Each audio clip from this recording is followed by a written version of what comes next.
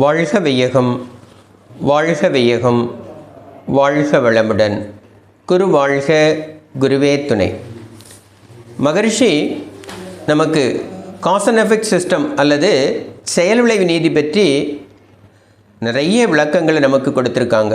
ஒவ்வொரு செயலும் அந்த செயலுக்கேற்ற விளைவும் வந்தே தீரும்னு ஒவ்வொரு இடத்துலையும் நமக்கு ஆணித்தரமாக அதை பதிவு செய்து கொண்டே வருகிறாங்க. அது ஒரு சின்ன கதையின் மூலம் பார்க்கலாம். ஒரு அரேபிய பாலைவனத்தில் ஒரு இளைஞன் ஆடுகளை மேய்க்கிற தொழிலை மேற்கொண்டு வந்தான். இந்த இளைஞன் சூடான் நாட்டை சார்ந்தவன். ஒரு நாள் இவன் ஆடுகளை ஓட்டிக்கொண்டு ரோட்டு ஓரமாக வருகின்ற பொழுது அங்கு வரக்கூடிய காரில் வந்த 2 இளைஞர்கள் இறங்கி அந்த ஆடு மேய்க்கிற தொழிலாளிகிட்ட, உனக்கு இந்த ஆடுகளை மேய்ப்பதற்கு எவ்வளவு சம்பளம் கொடுக்குறாங்கன்னு கேட்குறாங்க. அவன் ஒரு குறிப்பிட்ட தொகையை சொல்லுறான். உடனே அவன் சொல்கிறான், அதை விட அதிகமான பணம் நான் தருகிறேன், ஒரு ஆடு எனக்கு கொடுன்னு. இல்லை, எங்கள் முதலாளிகிட்ட தெரியாமல் நான் அதை கொடுக்க மாட்டேன் அப்படின்னு அந்த மாணவன் சொல்கிறான்.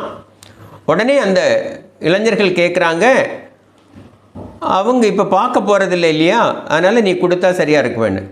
ஆனால் அவன் பார்க்கல, அவங்க என்னுடைய முதலாளி பார்க்கல, ஆனால் இறைவன் என்னை பார்த்து கொண்டிருக்கிறான், நான் இந்த தவறை செய்ய மாட்டேன்னு சொன்னான். இந்த இளைஞனுடைய நேர்மையை அவர்கள் இதை பேசி கொண்டிருக்கிற பொழுதே கூட வந்த இளைஞன் அதை அழகாக வீடியோ எடுத்துக்கிட்டான். எடுத்து சமூக வலைத்தளங்களில் அதை பரவ விடுகிறான். பரவ விடுகிற பொழுது அந்த பையனுடைய நேர்மையை கண்டு அந்த அமீரகம் அவனுக்கு $1,00,000 அவனுக்கு பரிசாக கொடுக்கிறது. அதன் பிறகு அதை பார்த்து மற்ற நாடுகளிலிருந்தும் அவனுக்கு அவனுடைய நேர்மையை பாராட்டி பல லட்சம் டாலர்கள் அவனுக்கு பரிசாக வருகிறது. ஆக தன் செயலுக்கு, நேர்மையான செயலுக்கு அவனுக்கு கிடைத்த அந்த வெகுமதி தான் செயலுக்கேற்ற விளைவு என்பதை நீங்கள் உணர்ந்து கொள்ளணும். இதை தான் மகரிஷி நமக்கு ஒவ்வொரு செயலும் செய்கின்ற பொழுது அதற்கேற்ற விளைவு வந்தே திரும்புன்னு நமக்கு வலியுறுத்துகிறாங்க.